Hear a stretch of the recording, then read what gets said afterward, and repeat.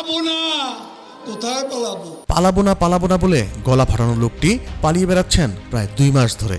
কোথায় আছেন, কি করছেন, কিছুই জানা যাচ্ছিল না। অবশেষে জানা গেল আওয়ামী লীগের সাধারণ সম্পাদক ও সাবেক সেতুমন্ত্রী ওবায়দুল কাদেরের খোঁজ। মধ্যরাতে বিশেষ পাহারায় সীমান্ত অতিক্রম করে দেশ ছেড়ে পালিয়েছেন ওবায়দুল কাদের। এমন তথ্যই ঘুরপাক খাচ্ছে দেশের গণমাধ্যমগুলোতে। পালাবো না, প্রয়োজনে ফখরুল সাহেবের বাসায় গিয়ে উঠবো। গত 5 আগস্ট শেখ হাসিনা সরকার পতনের পর গ্রেপ্তার ও জনরোষ থেকে বাঁচতে আত্মগোপনে গেছেন আওয়ামী লীগ সরকারের মন্ত্রী, এমপি সহ বিভিন্ন পর্যায়ের নেতাকর্মীরা। সেই ধারাবাহিকতা রয়েছে এখনো। সময় সুযোগ বুঝে যে যেভাবে পারছেন দেশ ছেড়ে পালিয়ে যাচ্ছেন। সীমান্তের কাছাকাছি আত্মগোপনে রয়েছেন অনেকেই। সুযোগ বুঝে সীমান্ত পাড়ি দিচ্ছেন দলটির শীর্ষ নেতা থেকে শুরু করে পুলিশ ও সরকারি আমলারা। এর মধ্যে অনেকে গোপনে সীমান্ত পাড়ি দেওয়ার সময় দালাল ও ইমিগ্রেশনকে ম্যানেজ করতে গিয়ে প্রতারণার শিকারও হয়েছেন গ্রেপ্তারও। তবে দালাল সিন্ডিকেটের সহায়তায় ভারতে ঢুকতে আওয়ামী লীগ নেতাকর্মীদের গুনতে হচ্ছে প্রায় কোটি টাকা পর্যন্ত।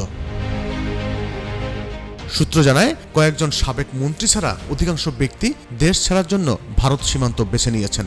দেশ ত্যাগের জন্য তারা যশোর, ব্রাহ্মণবাড়িয়া, কুমিল্লা, হবিগঞ্জ, সিলেট, দিনাজপুরের হিলি ও পঞ্চগড়ের বাংলাবান্ধা সীমান্তকে ব্যবহার করছেন। তাদের পারাপারের কাজে বিভিন্ন সীমান্তে গড়ে উঠেছে একাধিক চক্র। এই চক্রের সদস্যরা প্রভাবশালীদের পার করে দিয়ে বিপুল অঙ্কের টাকা হাতিয়ে নিচ্ছে বলে খবর পাওয়া গেছে। শেখ হাসিনা পালিয়ে যাওয়ার পর দলটির হেভিওয়েট নেতা ওবায়দুল কাদেরকে নিয়ে চলছে নানা গুঞ্জন। কেউ বলছেন তিনি দেশেই আছেন, আবার কেউ বলছেন তিনি শেখ হাসিনার সাথেই উড়াল দিয়েছেন। তবে একাধিক সূত্র বলছে 5 আগস্ট মধ্যরাতে খোদ আওয়ামী লীগের সাধারণ সম্পাদক ওবায়দুল কাদের যশোরে চলে যান।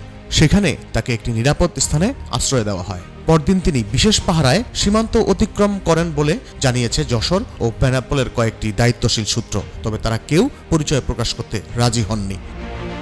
সংশ্লিষ্টরা বলছেন, দালালের সহায়তায় একের পর এক আওয়ামী লীগ নেতা ভারতে পালাতে সক্ষম হয় স্থানীয়দের অনেকেই ক্ষুব্ধ। এ কারণে এলাকায় অপরিচিত কাউকে দেখে সন্দেহ হলে তাদেরকে ধরে বিজিবির হাতে তুলে দিচ্ছেন তারা।